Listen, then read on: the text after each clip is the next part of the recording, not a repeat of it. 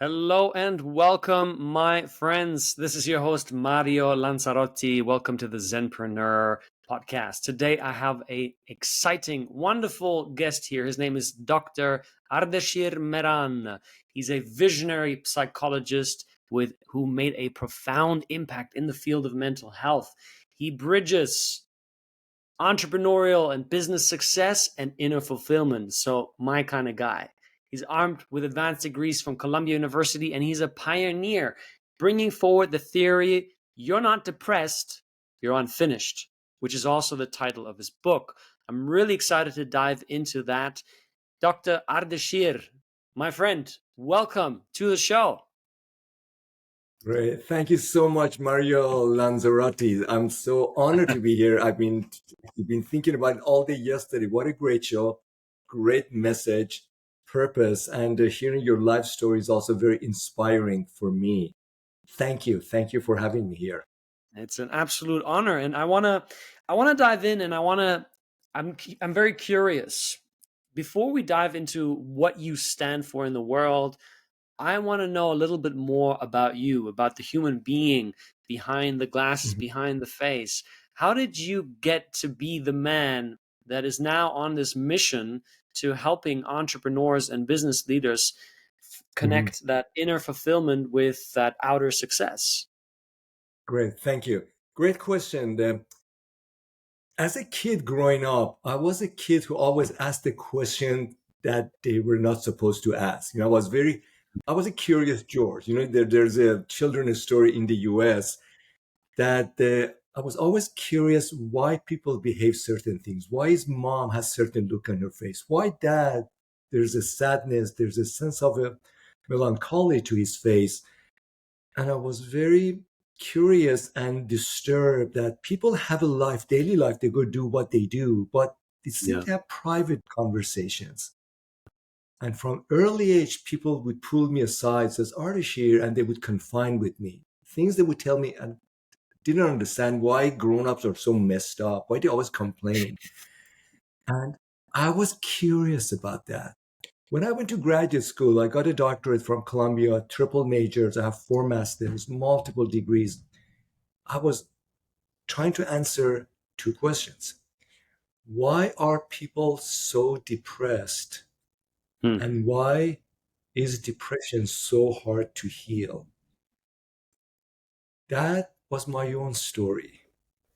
When you're a high achiever, and I will talk about it, you don't see depression in high achievers. They have a great smile, they drive great cars, they have wonderful spouses, house on the hills, and they think that they're doing great. Yes, there's a private side to them. That was my story. I was successful partner in a consulting firm. Money was great, keep getting promoted. I was a role model and life of the party. People want to be around me. Deep down, I was dying. I was praying for suicide. Wow. Those pain that psychologists couldn't heal it, the medication didn't address it. And I felt that there's a story to high achievers that society and psychology misses. It's not about treatment, there's something else going on. And this was my lifelong quest. So when I leave this earth, if they allow me, I want this to be on my grave.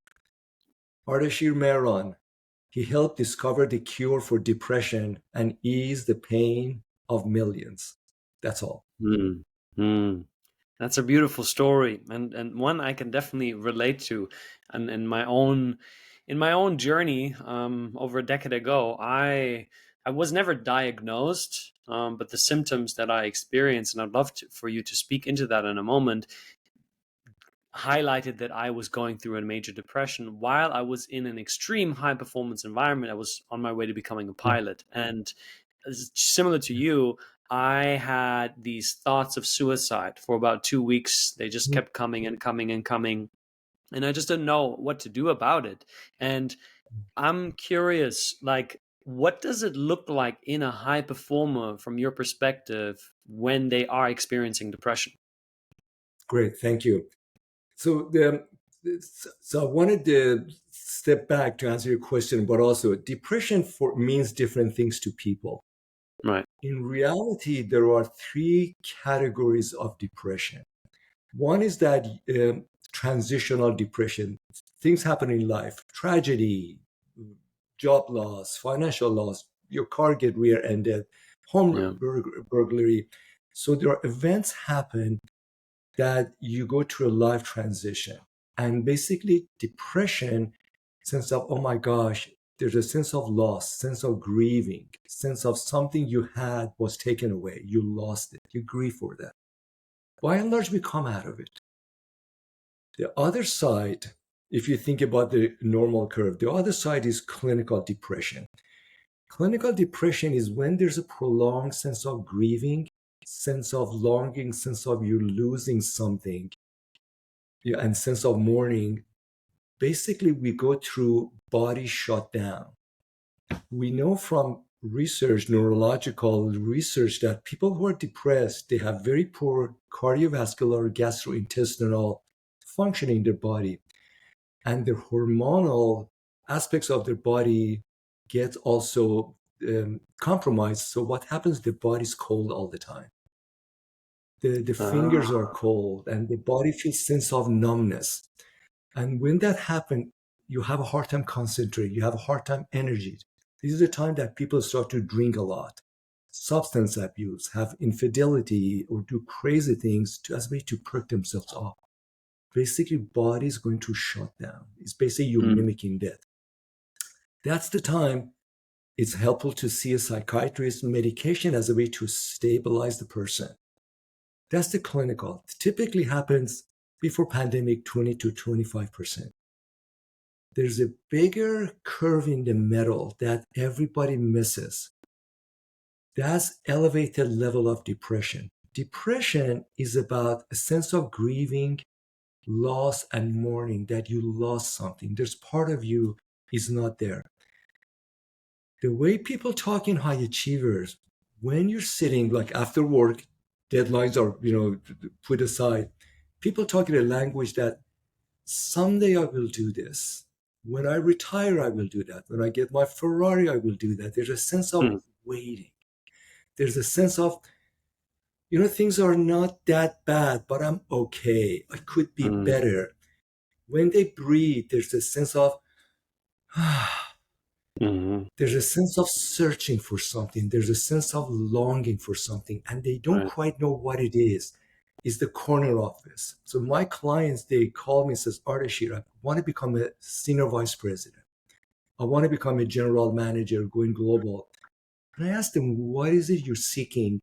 I don't know. I gotta have it. Then they have it is the next thing. They're searching for something. Searching for something is personal and is deep and is unsettling. There's sense of unsettling. Once you have that, that's a sign of depression. Mm. Many people, including psychology, they're trying to heal it. They're trying to medicate it, trying to help you cope with it. What I bring is actually your that feeling is fuel, is data, tells you there's a greatness inside you that you know it and you're not paying attention to that. Right. Depression, my work is all about that is your own soul's SOS to you, say wake up. It's your depression, is the soul waking up. You cannot medicate it, you cannot ignore it, it will torment you. But once you hear it, it means that there's a greatness inside you that you're basically playing second fiddle, that you need to be at the center stage and be awesome. Depression is a calling to wake up. I love that. And that I can very much attest to what you're saying. I first went through this mental health struggle that I had with this great sense of shame, with this great sense of Mm-hmm. guilt, because I was playing the story through my mind. I was telling myself I shouldn't feel this way. Like I'm Yeah. young. I was 21 at the time. I was like, I'm young.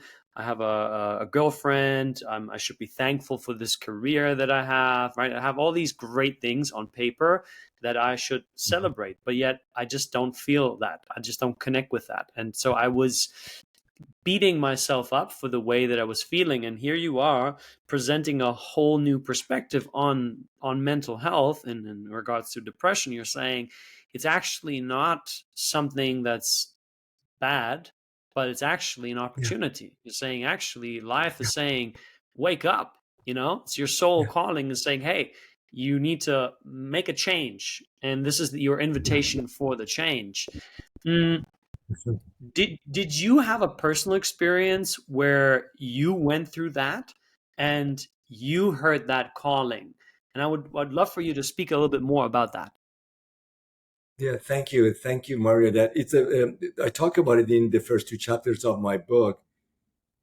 The year of 2012, that new year, my prayer before I fall asleep after my wife and I came from a wonderful party, my prayer to God was, I cannot go on anymore. I cannot see myself going through life. I'm just dead inside, like a Yeah. slab of concrete.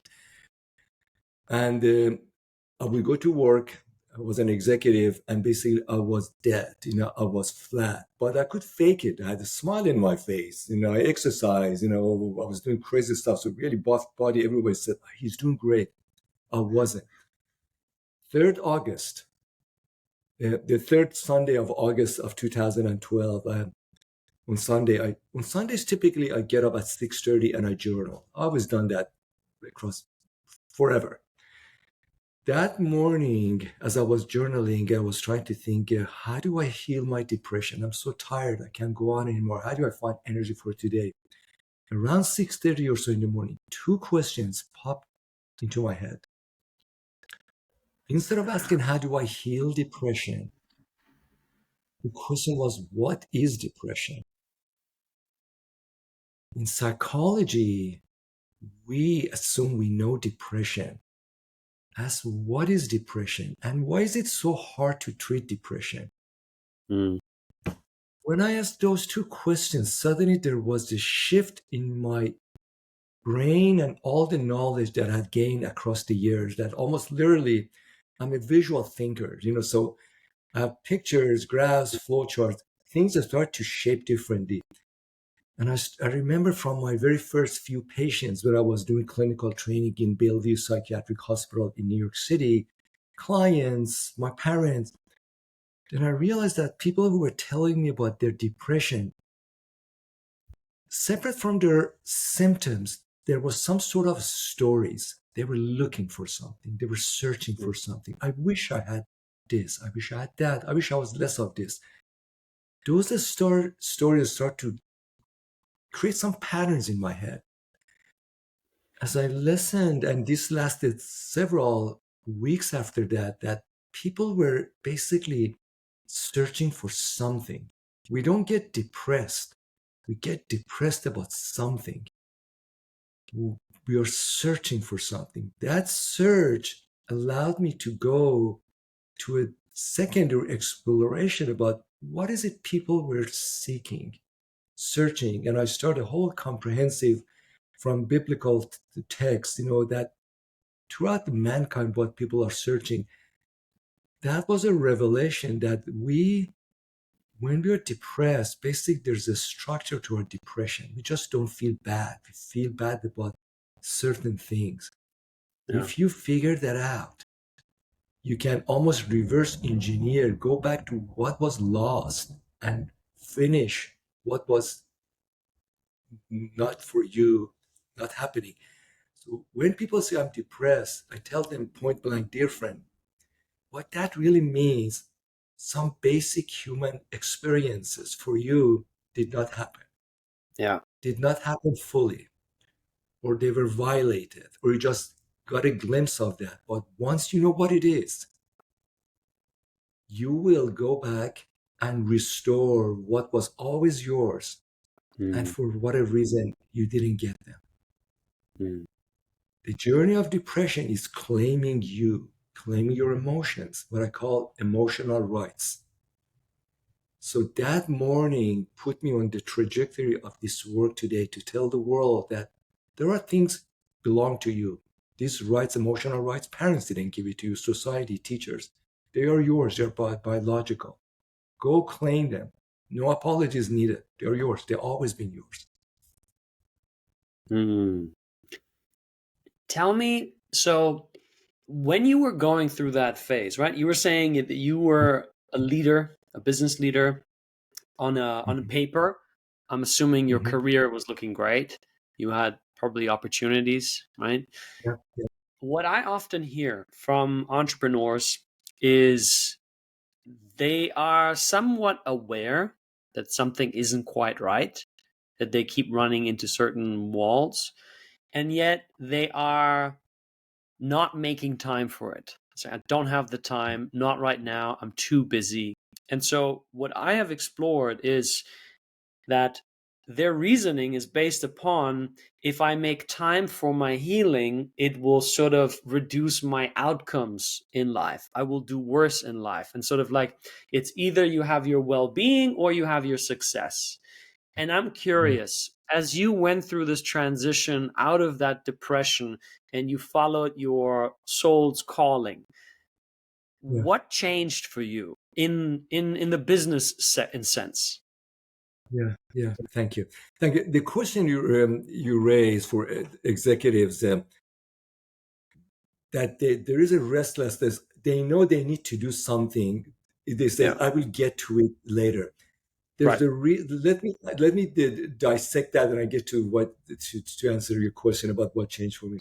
The reason executives do that, executives, high achievers, entrepreneurs, I see them as thoroughbred horses.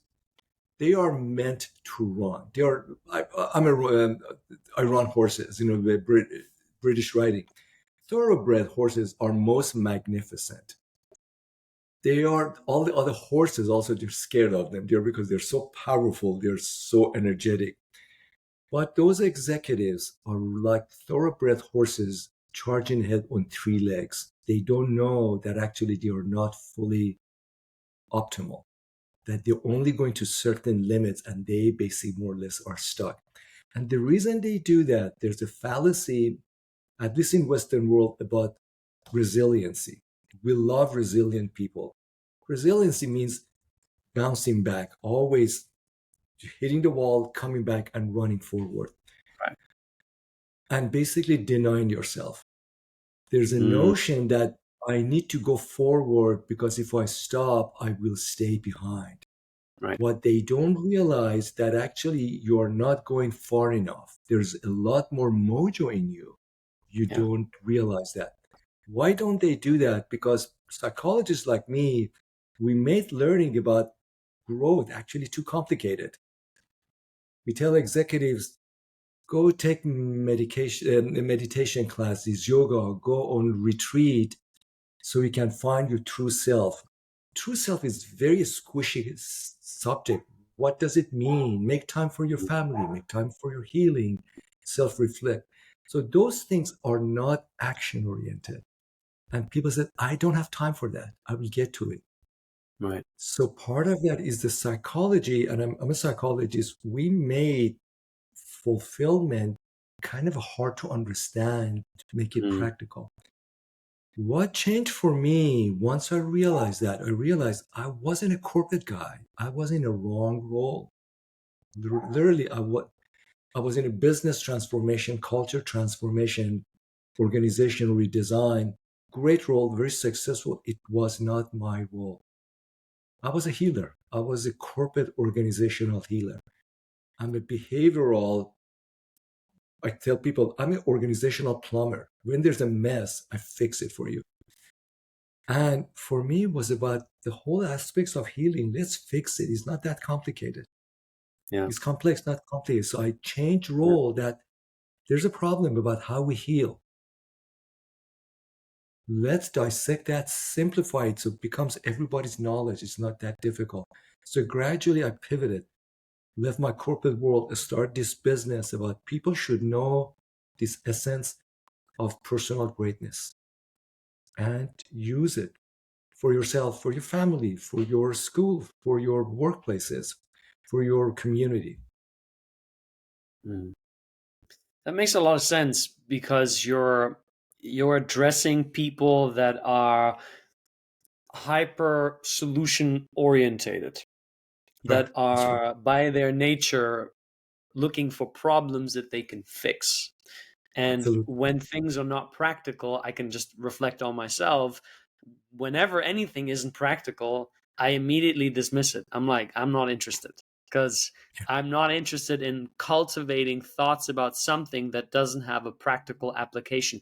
Even spirituality for me is the whole idea and how I got to God in not necessarily in a religious way. For me, it was like, what's the benefit?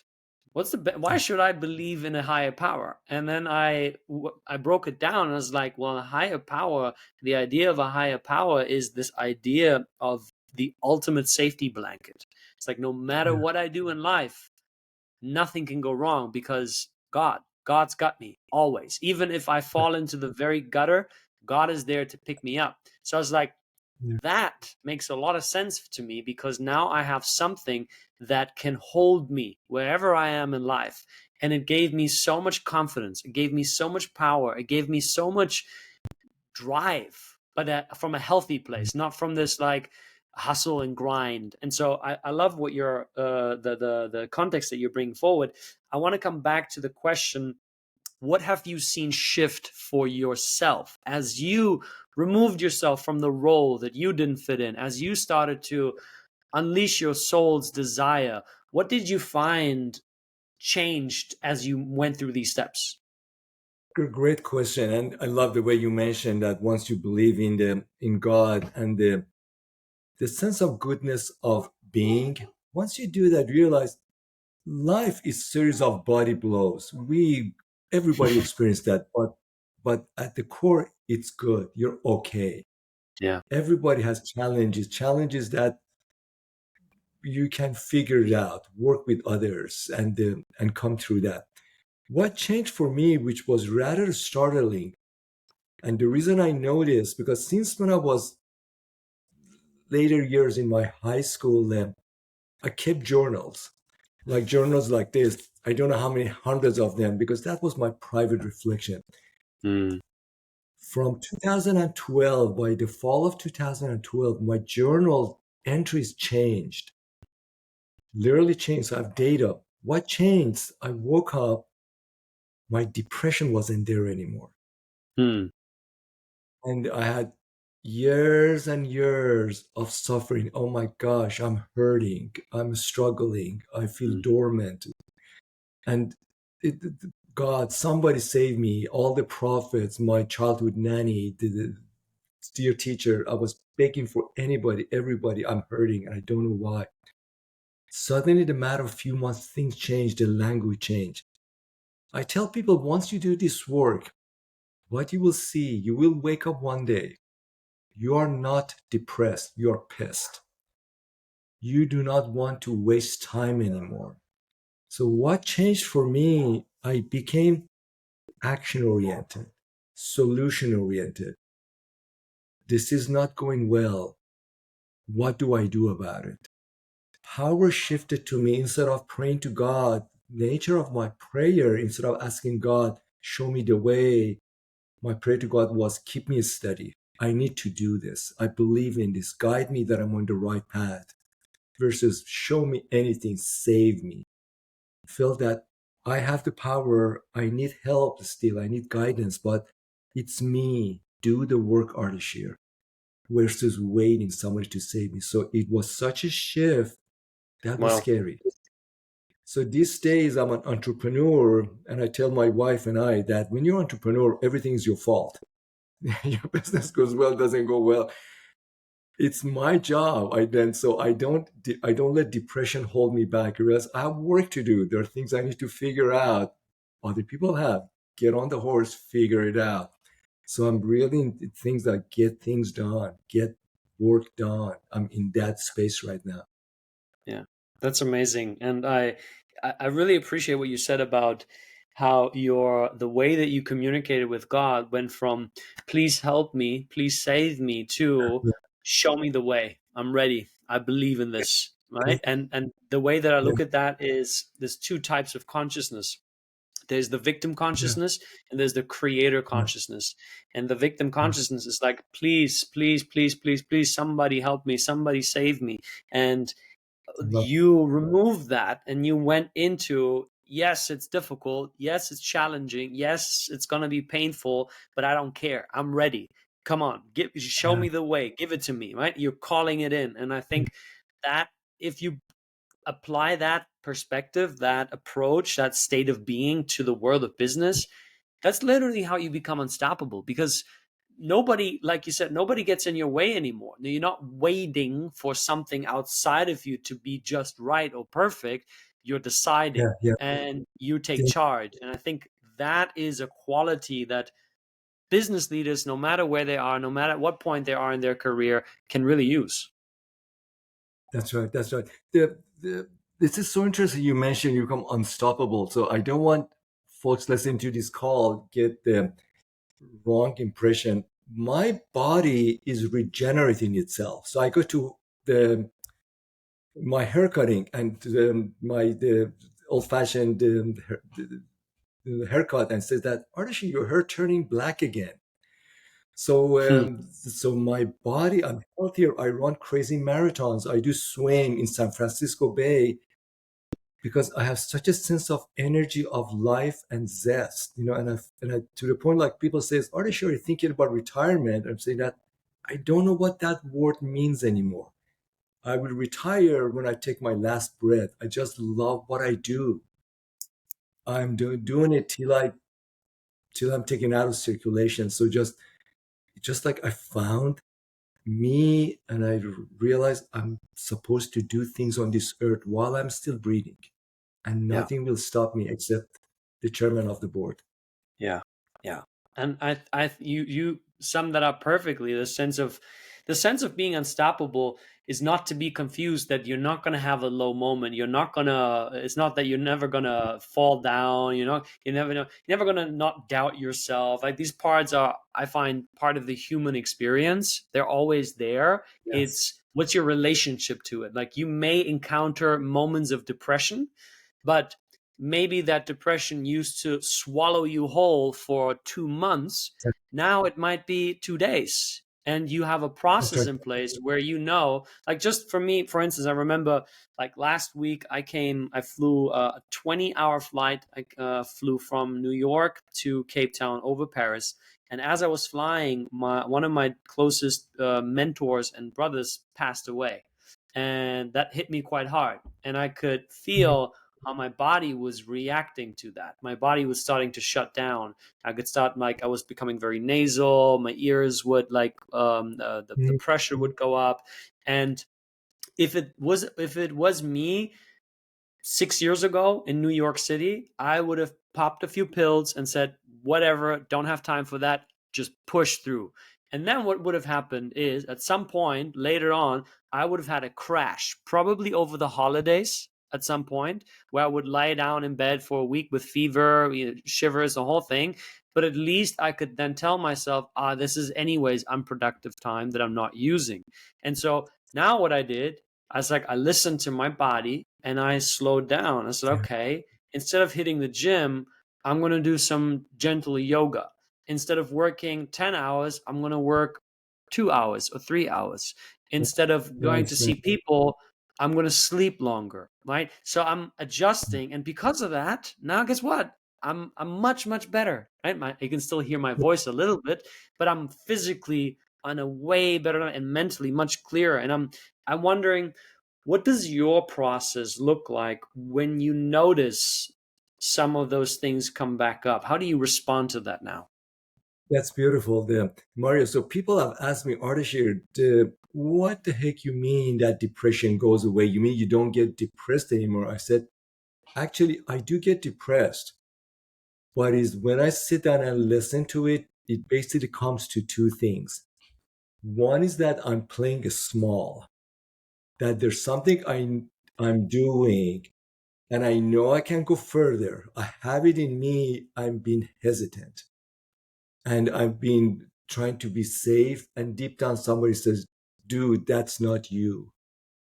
And so that almost there's a Michael Jordan or Serena Williams inside me said, you can go bigger, better. You're becoming too cautious. Number one. Number two, I literally don't know how to do certain things. Then ask for help. Hire somebody, team up with other people so you don't stay back. So when depression comes, basically, I'm here, life is here. I can be there. Go figure it out. Play Mm. bigger. And in those parts, I love what you mentioned. I sleep better. I have rest. I exercise because so I run marathon. When you run a marathon, you plan for it differently. You train for it differently. And there are aches and pains and blisters along the way. You learn how to work with it so you don't stop by the mile 16 or by mile 18.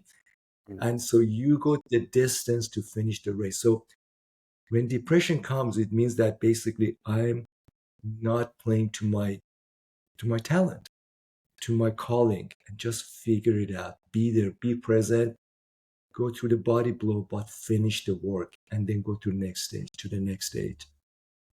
Mm.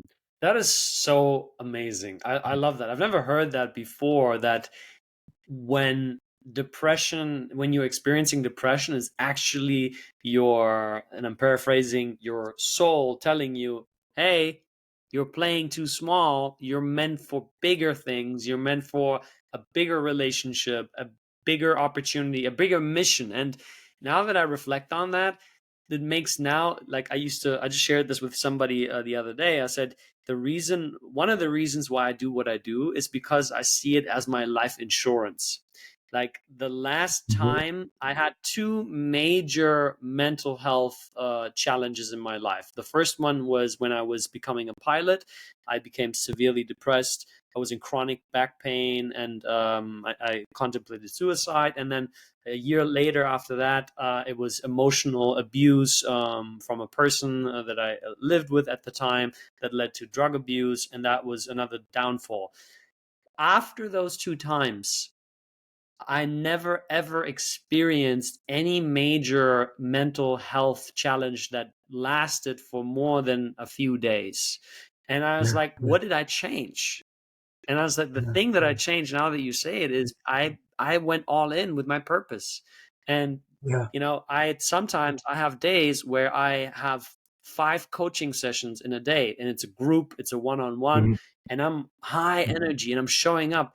And at the end of the day, I'm still buzzing with energy. I'm not sitting there crashing on the couch. Oh my God, I can't.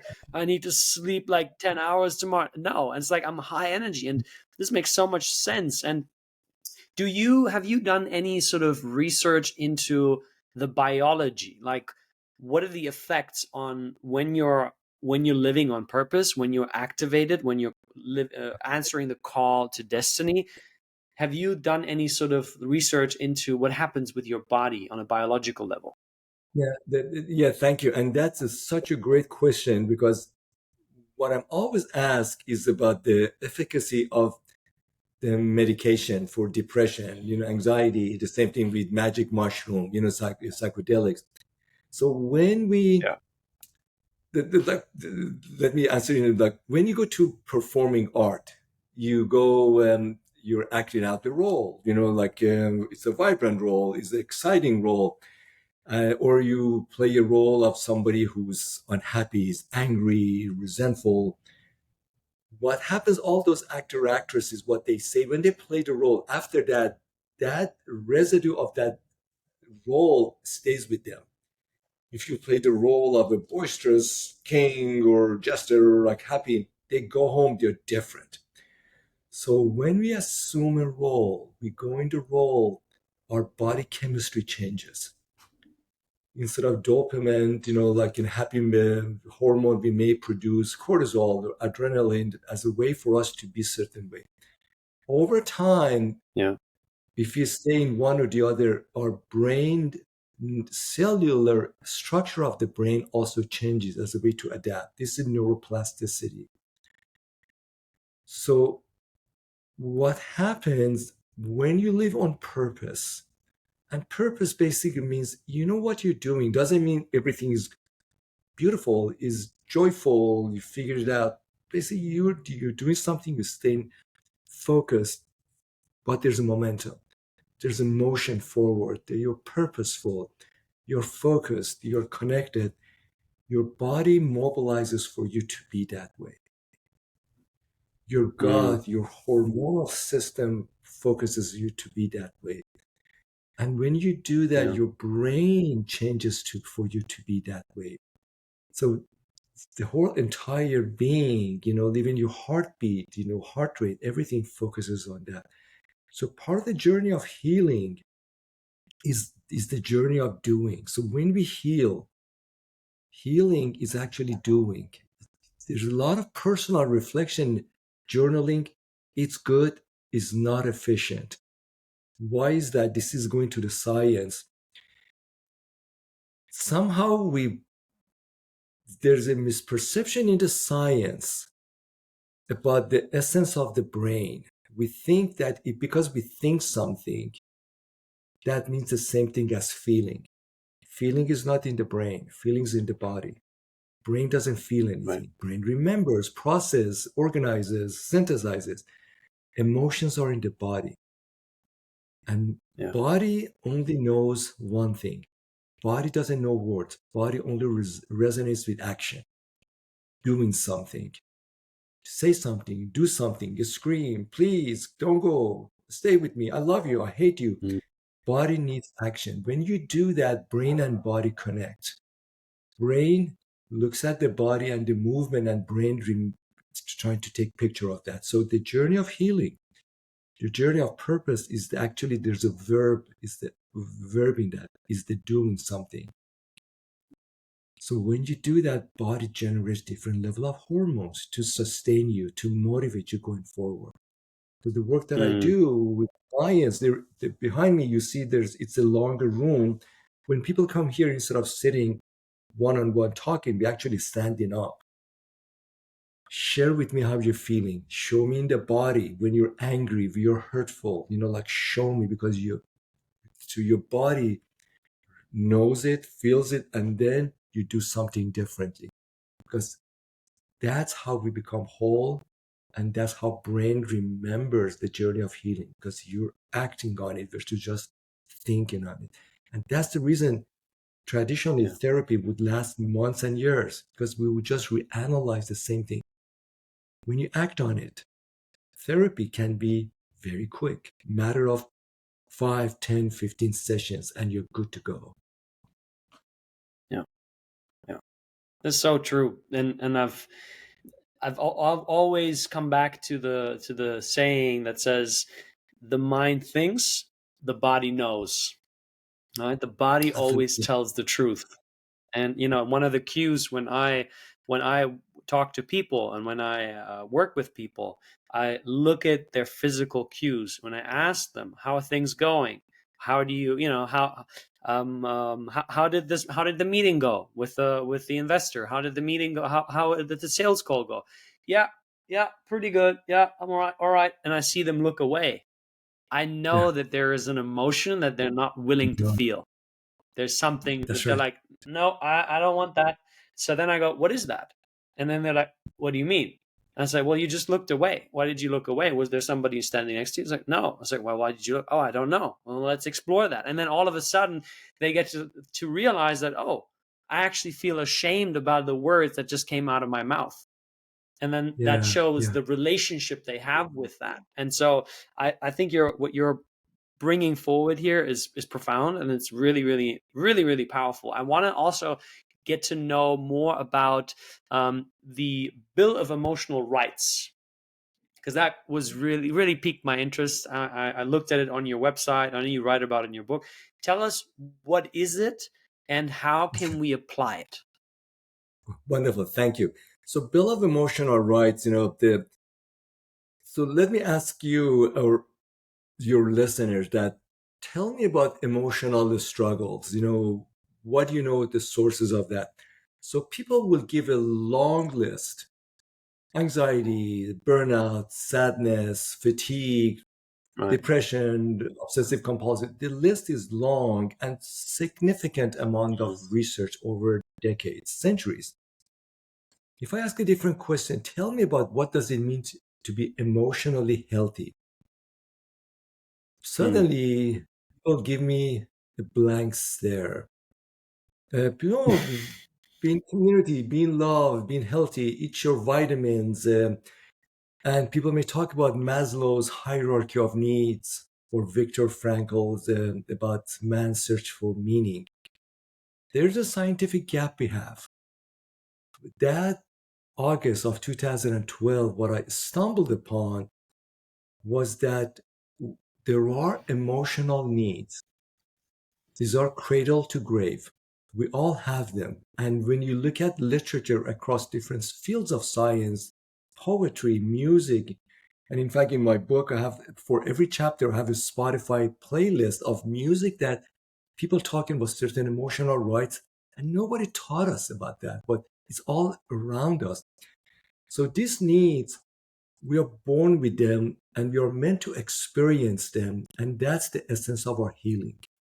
Depression is based upon when those needs are not honored, understood, and lived by. Really, these are yours. And then there's a seven of them, and there's a story behind them, how they start through life. The very first one is the need of I belong. This is about connection. That Mhm. there's a love and start from that mother or guardian from the first time of birth. I'm welcome in this world. Somebody holds me, suits my skin, sees me, reflects me in his or her Yeah. eyes, and I feel I'm welcome. Their sense of connection, sense of I belong. That's the most fundamental need. And if it's not fulfilled, people feel isolated. People feel different, disconnected. And Yeah. those who are familiar with the attachment, types of attachment, this is the need that for many people is frayed in life. People looking for someone to be loved and can create Yeah. all sort of dynamics in terms of relational. The next need, I'm boundless.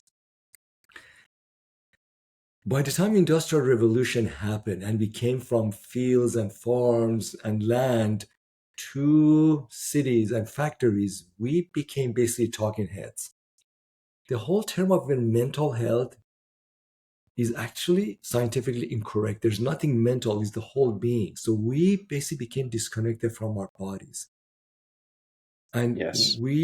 the dear friend of mine says that we are born to move, told to sit.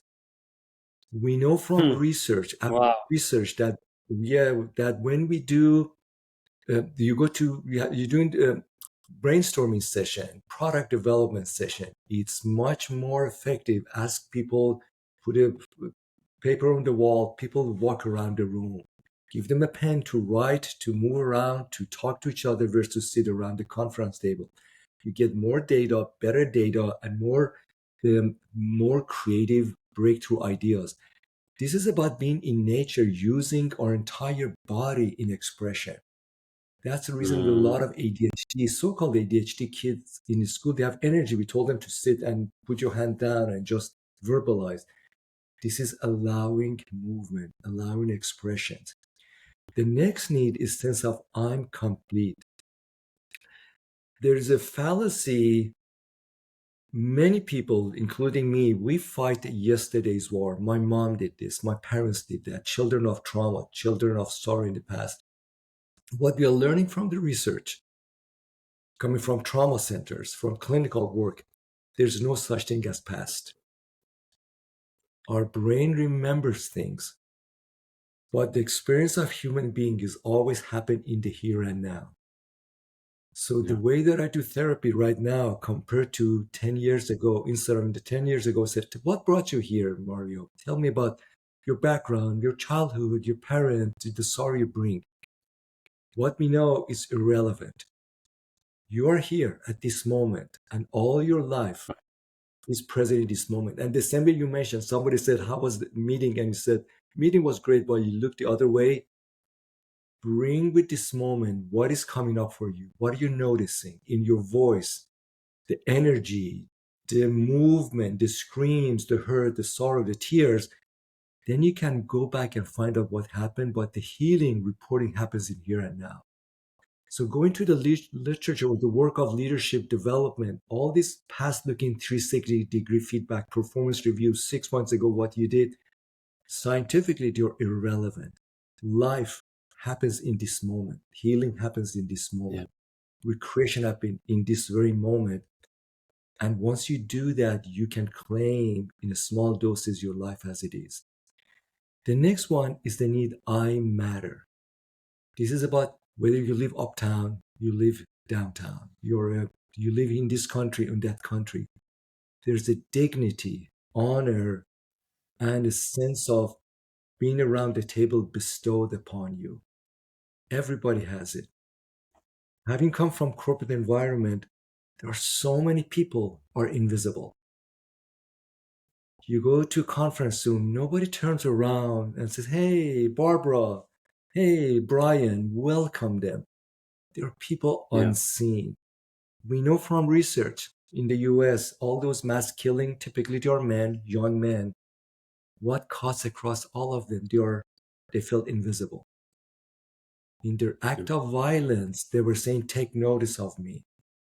Dignity is about honoring who we are by seeing them, creating a space for them, allowing them to be around the table, expressing their ideas. Next one is a I make. The work you do. Mario, both you and I went through transition of the work that really is yours. We know from Right. Gallup research, year after year, up to 75% of people are in the work that they are basically putting the hours. They have mortgage to pay, bill to pay, support a family, but they dreaming about something different. Right. That where depression comes in for them. And we know this from research, and I've done that myself. In those environments, when you have low engagement, you have higher rate of disability, physical health disability, and depression and anxiety and violence. People basically are holding on to. So the opportunity is that find what you were meant to do. It may not be nirvana, but are you doing what you're designed to do? Be your work. The next need is the need I am.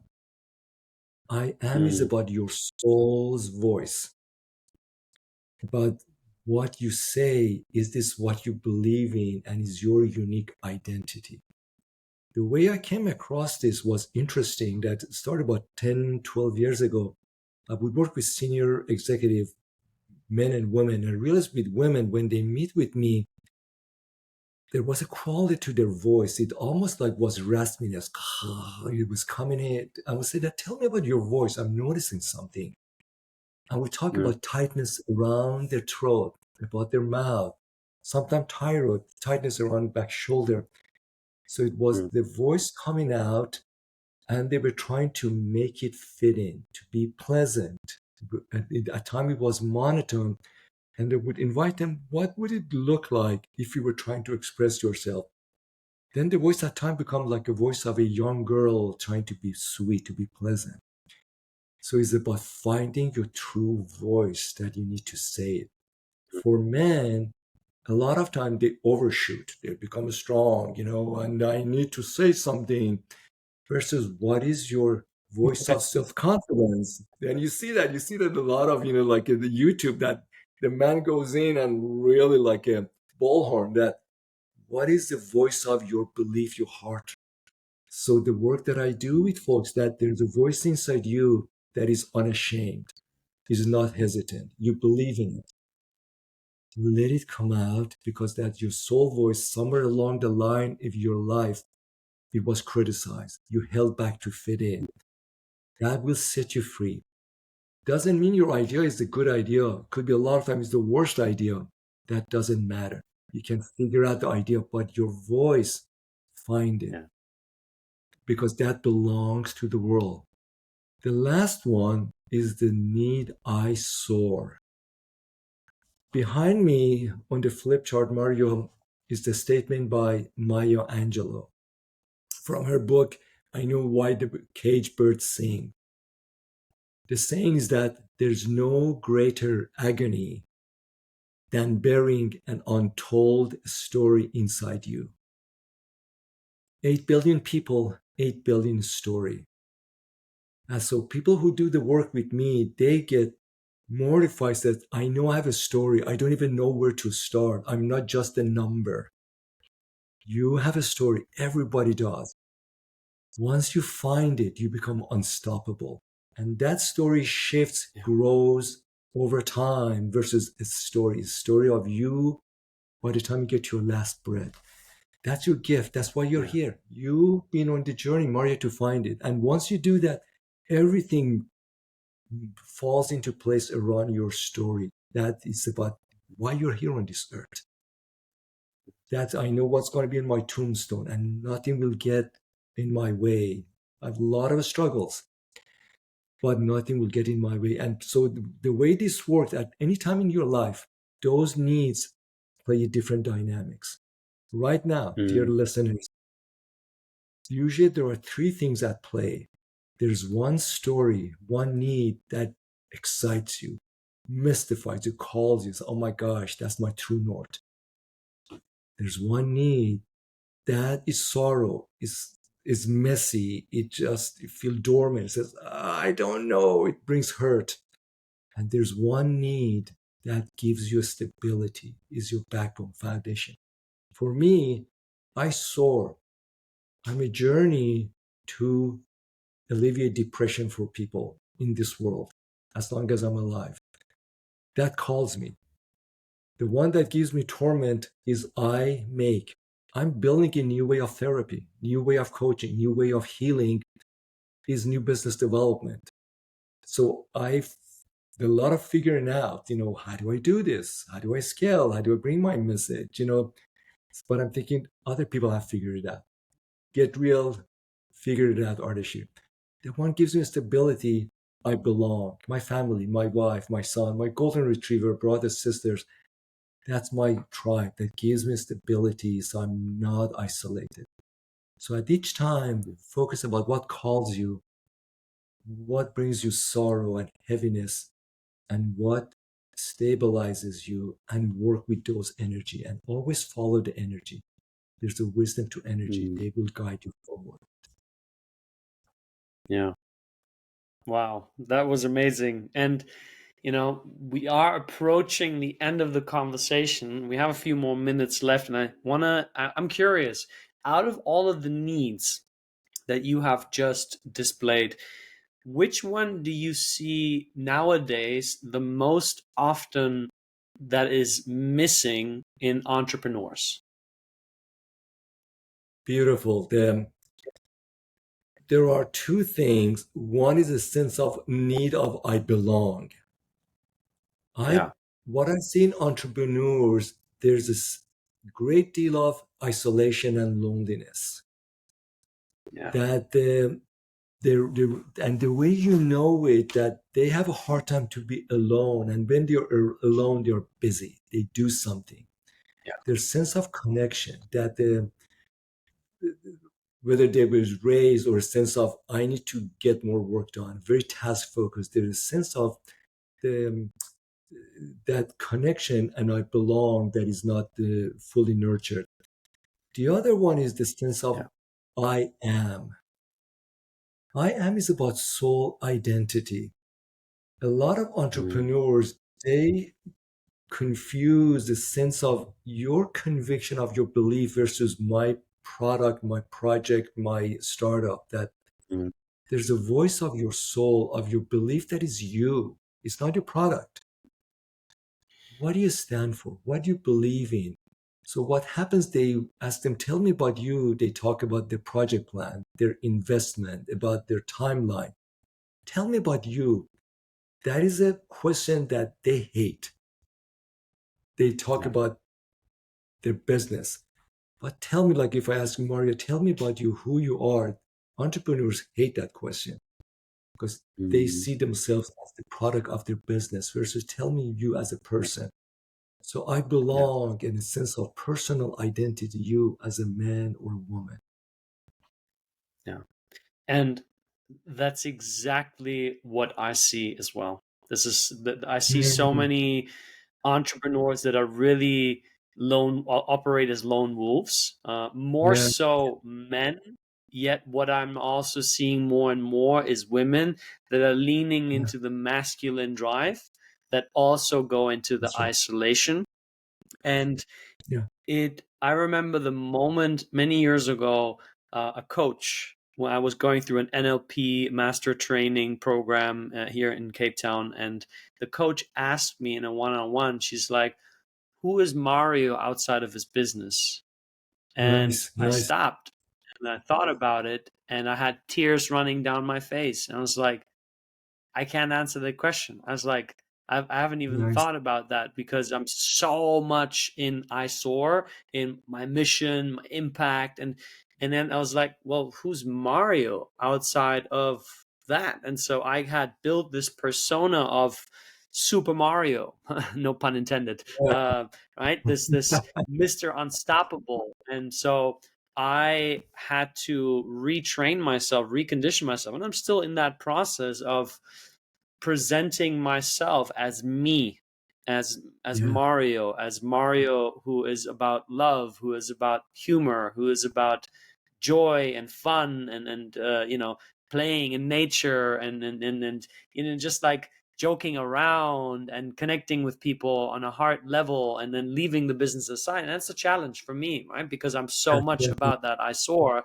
And I yeah, I really love what you brought forward today. Was very enlightening, I think, for a lot of people. And for somebody who would like to know more on how they can work with you and what you yeah. can help them with specifically, can you speak into that a little bit?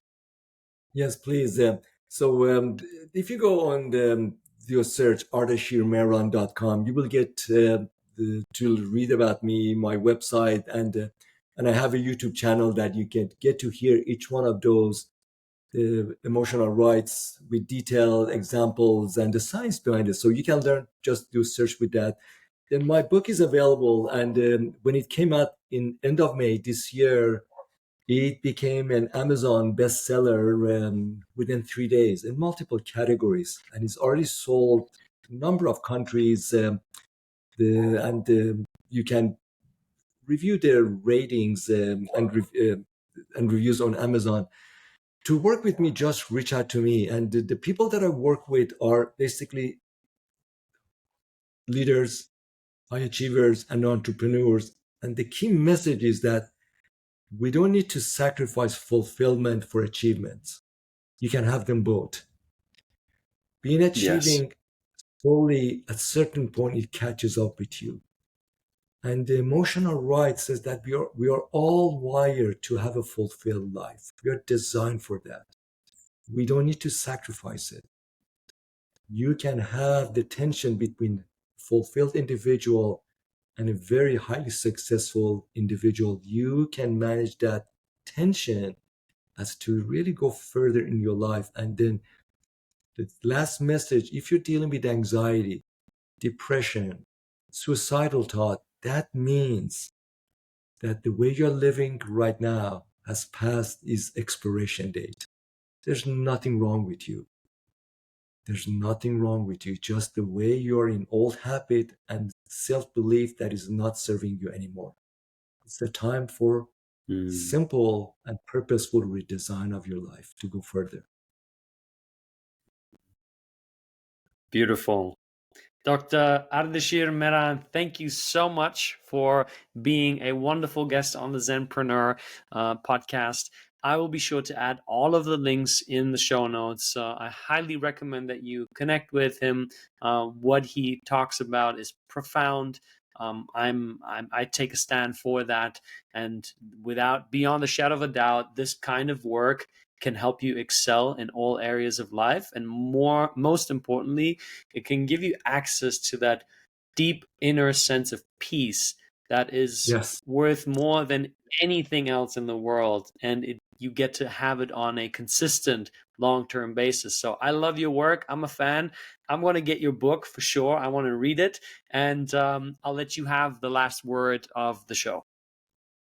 great. Thank you so much, Mario. And first of all, thank you to you, to your listeners. And the last word is that Don't allow suffering to define you. And if you're a high achiever, probably guaranteed you know depression, you know anxiety, obsessive compulsive. Don't let to define you, and don't let those emotions linger. Don't let you can literally wake up one day and not be depressed, not be anxious, not have those heavy feelings. That's my wish for you. There's a better way, better life waiting for you. And pain will guide you there. Don't let that be the defining experience of your life. Yeah. Beautiful. Thank you so much. And thank you for being a loyal listener on the show. And I will see you on the next episode. Great.